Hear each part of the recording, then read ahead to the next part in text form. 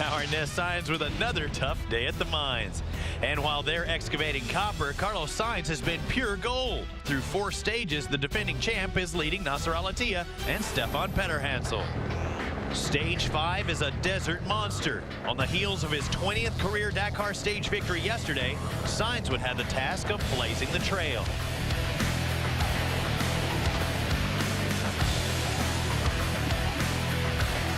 His teammate Nasser Al-Attiyah followed 2 minutes later. The Qatari complained about losing power in his engine during the early stages, but now he claims to be satisfied.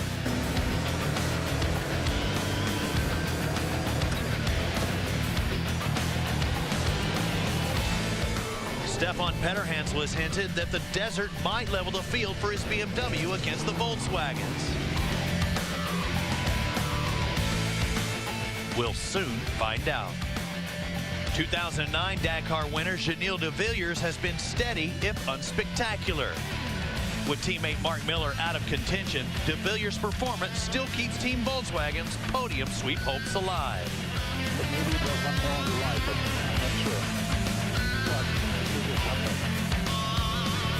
Christoph Holovic felt the sting of the nasty, rocky portion of today's course. A flat tire on his right rear wheel put his top 5 standing in jeopardy.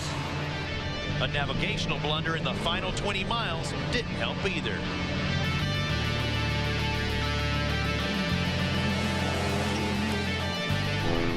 American Mark Miller, last year's 3rd place finisher, continues to rebound from a Stage 2 crash. Despite the added weight of spare parts for his teammates, he moved up again today, this time from 10th to 7th place overall.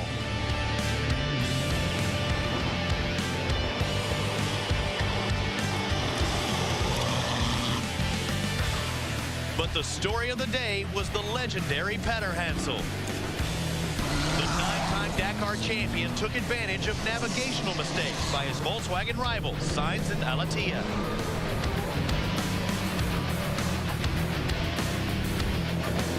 Despite suffering his 2nd flat tire in as many days, Peter the Great flew along the signature final downhill approach to Iquique to claim his 56th career Dakar Stage victory.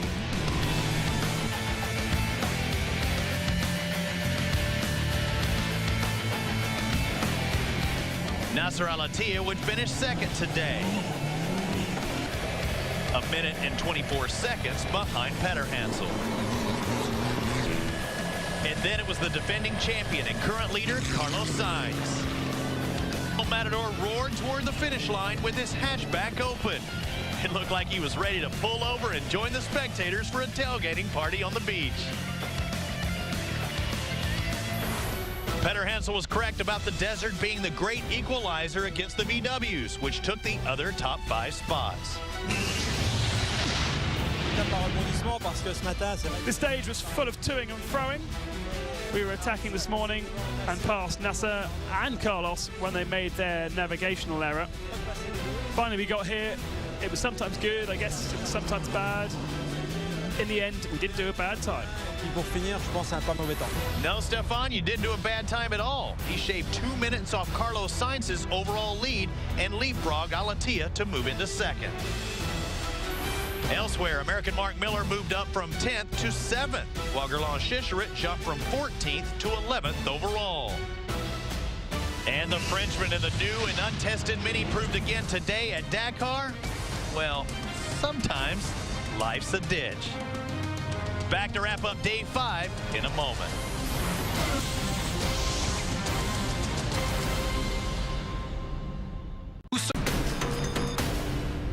Welcome back to Dakar 2011. 2-time Dakar Trucks champion Firdaus Khabarov today won his 35th career stage by a whopping 20 minutes. Khabarov took control of the overall lead from defending champion and teammate Vladimir Shagin, who suffered mechanical problems. Recapping the other overall standings, Carlos Sainz has a 2.5-minute advantage over today's winner, Stefan Petterhansel and Nasser Al-Attiyah. Gilles de Villiers and Christoph Holovic round out the top 5. In the bikes, Mark Coma, despite a nasty spill, has a 10-minute, 14-second edge on Cyril Dupre, courtesy of a controversial 10-minute penalty. They're followed by Chaleco the Chilean and today's winner, Paulo Goncalves. So Stage 5 has really fulfilled his promise to shake things up in the standings. What does all this mean? Let's bring in our man on the scene in Chile, Gernot Bauer. Gernot, let's start with Mark Coma, who had quite a dramatic day on this wild course. Yeah, Robbie, indeed, it was a very, very tough day for the bike category, which brought along a lot of surprises. Mark Coma, he went out as the first rider on the track, leading the tracks for everybody else to follow. But then he got lost a little bit, and then he crashed, and that was the big issue of the day. He came down, got a little bit disorientated because it was quite an impact that he had, as we can see on the images in that crash. And then he lost his rhythm a little bit, and he seemed to have a little bit of an injury to his right hand. I've talked to him in the Biwak. He is fine by now and can continue the rally. And then just 10-11 kilometers further on, he came among Olivier Pain, who had overtaken him in the meantime, and who had also crashed. And then he stayed 10 minutes with Olivier Pain to make sure he gets medical help. And he got a little bit time lost there, but he all got it back later on. And he's now in the Biwak, and he's still leading in the category thanks to the 10 minutes penalty that was awarded yesterday to Cyril Depré. The feel-good story of this part of the Dakar has to be local hero Francisco Lopez Contardo, who's now well-positioned to challenge the leaders. Yeah, Chaleco Lopez, as he is called here, really knows when to play his cards. Obviously, he has a slight advantage compared to all the other competitors as he is running on home soil, and he knows all the key moments, all the key stages here in Chile in the Atacama Desert inside out, and had trained on these terrains before. So there's no surprise that he was very good today, but he is very, really strong. He's showing a good performance on the bike, and he had a welcome here. I can just tell you, it was insane. Really, really loco here in Chile.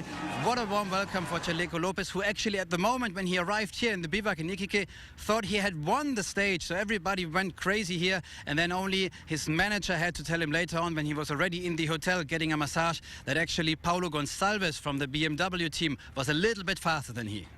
Paulo Goncalves, Stefan Petterhansel, they made a historic bike and car sweep for BMW. Is this a surprise?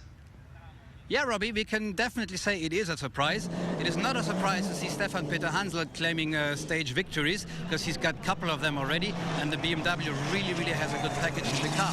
On the bike, it is only like the second year since their comeback. They had won the Dakar before with Richard Sang. Now they are looking very good, but to see Paulo Goncalves, a rider which is more like an enduro profile, doing so well here in the desert stages, also thanks to the great bike, that is a surprise, and it's a real, real historic event here on the Dakar to see one brand taking the victory in the car and the bike category. So I would definitely say it's a surprise. Finally, Gernot, if we thought today's course was a killer, tell us about tomorrow's heavy dose of dunes and Guadal, and what can we look forward to?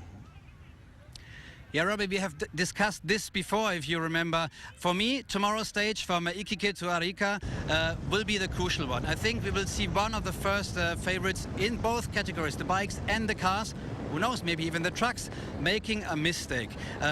Everybody gets now tired with 5 stages done. The cars are not that much prepared anymore. The fatigue kicks in, concentration is lacking, and we have 721 kilometers to be conquered, also including the liaison. And as we have unfortunately seen with the US by Robbie Gordon, the liaison can be crucial as well. So I would say tomorrow, just the last stage before the rest day, will be, for me, the key stage of this Rally Dakar 2011. Gernot Bauer, you've been a busy man, and we thank you for keeping us up on all the breaking news. Join us again at the usual time and place for Stage 6, right here on Versus, the home of Dakar 2011.